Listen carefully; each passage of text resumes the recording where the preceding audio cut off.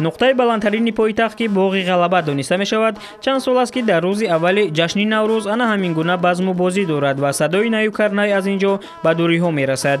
бо афрохтани гулхан ва рақсу бозӣ аз ҳамин нуқтаи пойтахт иди байналмилалии Навруз дар кишвар расман оғоз меёбад.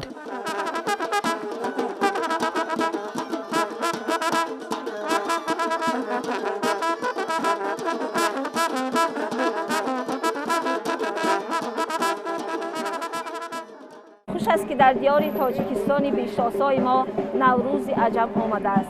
نوروز یکی از جشن‌های قدیمی‌ترین میباشد. طبیعت بیشتاسای تاجیکستان ما از نو زنده می‌شود. همه مردم تاجیکستان را با این جشن نوروز تبریک و تهنیت گفته آرزومند آنم که در دیار ما نوروز با یک پای قدم تازه بیاید و تاجیکستان ما همیشه آباد و زیبا باشد. یکی از رمزهای اساسی نوروز سومنک است. از روی آن زنان و مادران در اینجا شبی دراز این غذای جشنی را آماده نمودند و اکنون که تا صبح آن پره رنگی سرخ گرفت و برای استعمال تیار گشت، بانوان و گل دختران گرد آن سرود سومنک را زمزمه میکنند.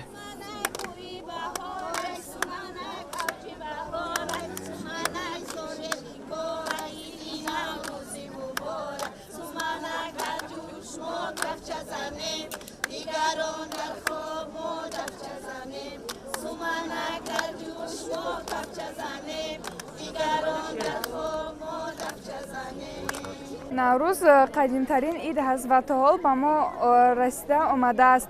نوروز این عید هست که آدم‌ها خوش و خرسندی رقص بازی میکنن و سومنک ها تیار میکنن. من خرسندم که بهار شدم و حاز هوا باران است. این به ما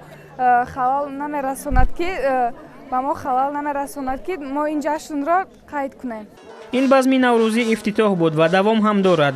ادامه نوروزی را اکنون در چند روز آینده در همه گوشه و کنار مملکت ساکنان با شکوه و شهامت جشن میگیرند. حالا باشد فایتونها برای مژده‌رسانی تیارند و نقطه بلندترین پایتخت را ترک میکنند. انا همین گونه ملکه بهار فایتون سوار در کوچه‌های شهر از جمله در ناحیه شامنصور به ساکنان و مهمانان پایتخت از صبح بر وقت مژده نوروزی میرساند.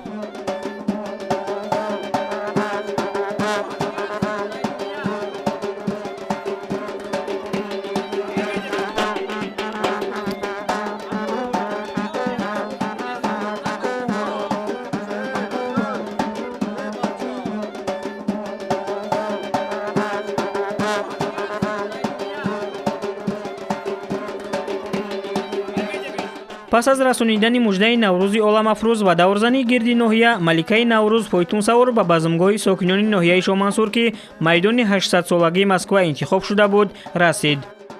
تنتنه‌های اساسی نوروزی در ناحیه شامنصور در صحن تئاتر دولتی اپرا و بالتی به نام صدرالدین عینی جریان گرفتند. در اینجا مسئولین هم نمایشگاه جشنی و هم برنامه فرهنگی را پیشنهاد ساکنان و مهمانان پایتخت گردانیدند. نخست رهبریت و مهمانان از نمایشگاه ساکنان کوچه و محله‌های ناحیه که در سطح خیلی بلند تشکیل کرده شده بود دیدن نمودند. ساکنان و مهمانان پایتخت با روحیه ایدانه به نمایشگاه آمدند. در هر گوشه کارمندان کسب و کاری گوناگون خانه نوروزی آراستند که از حفسین و حفشین و دیگر عنصرهای این جشن نیاگان عبارت بود. اشتراکچیان از خوراک‌های ملی که با محصولات گوناگون آماده کرده می‌شوند پیشنهاد نمودند. از هر گوشه صدای بزم و بازی به گوش می‌رسید. ساکنان با روحیه بولیده و ایدانه یکدیگر را به نوروز تبریک می‌گفتند.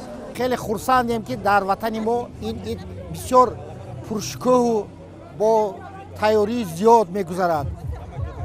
رحمت به همین راهبر دولتمان که جناب عالی محترم امام علی رحمان بسیار خدمت‌های زیادی کردند برای آن که نوروز جهانی شود. بعد از تماشای نمایشگاه نوروزی قسمت تنتنوی چوربینی شروع شد. گفته شد که نوروز جشن بزرگ ملی و جزء مهم تاریخ و فرهنگ تاجیکان ارزیابی می شود. سپس فرهنگیان ناحیه برنامه رنگین و تماشاباب را که از تاریخ نوروز و رسم و عنعنه‌های ملی بازگویی میکرد پیشنهاد ساختند. اشتراکچیان و مهمانان بزم نوروزی در ناحیه شامنصور با افتخار از مقام بین‌المللی گرفتن نوروز سخن میگویند. باید گفت که نوروز در دوران صاحب استقلالی تاجیکستان و با پیشنهاد اساسگذار صلح و وحدت ملی پیشوای ملت پرزیدنت جمهوری تاجیکستان محترم امام علی رحمان مرتبه جهانی گرفت و تاریخ و تمدن کهن داشتن ملت تاجیکان را به عالمیان معرفی نمود. جشن نوروز نشانه عالی خوبی و پاکی، دوستی و همدلی و عید صفا و احیای طبیعت بوده با صفت و فضیلت‌های عالی خود بین مردم ما شناخته می شود. بزم نوروزی در ناحیه شامنصور تا در ادامه داشت.